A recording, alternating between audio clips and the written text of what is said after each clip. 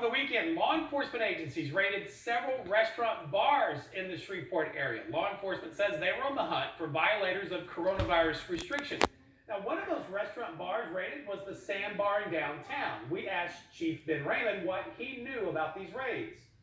We did have some concerns we addressed with some bars that were operating, that allegedly were operating in violation of the governor's orders. So our alcohol business orientation unit, as well as the members of the state fire marshal's task force with the Shreveport Fire Department, visited some of those bars, and there were some citations issued. Basically, he says he was aware of it, and these other agencies were kind of running the show. Tim Huck with Sandbar joins us live through Zoom. Appreciate it, Tim. You're questioning why conducting these raids instead of focusing. We spent a huge part of the beginning of this newscast focusing on the uptick in crime. City Council tonight focusing on the uptick in crime. Tell me, let's first begin. Was it Friday night?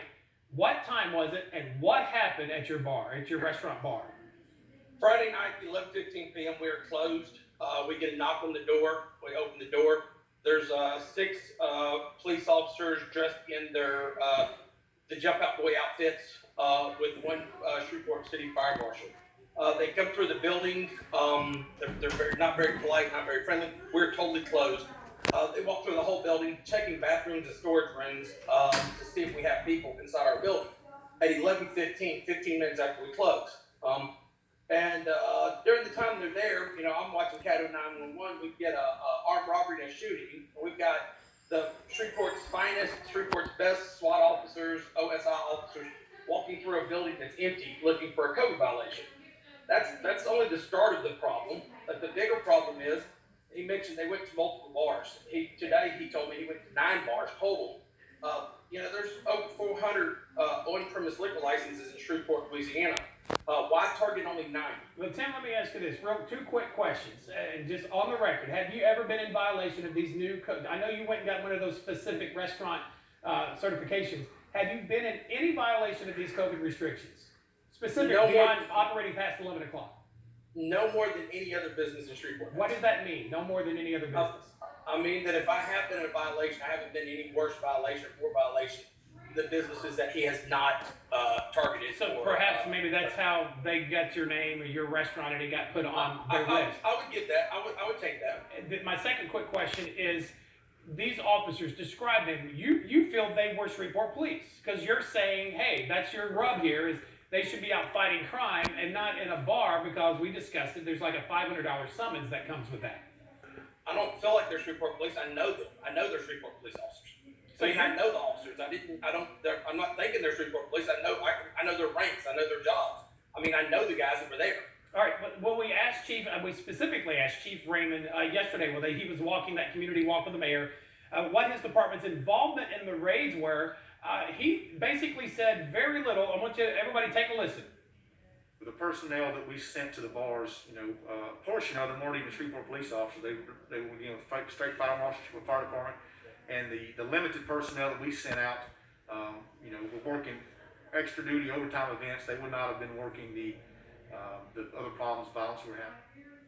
Basically saying there's just a limited few officers that were there. It was the OT, extra overtime. It's comparing apples to oranges. Your response to that? Well, if you're going to put SWAT officers and OSI officers and jump out boys on overtime, wouldn't they be better served to be on armed robbery duties, on drug arrest? They know the addresses of some of these young gangsters that are wreaking havoc on Shreveport Bossier.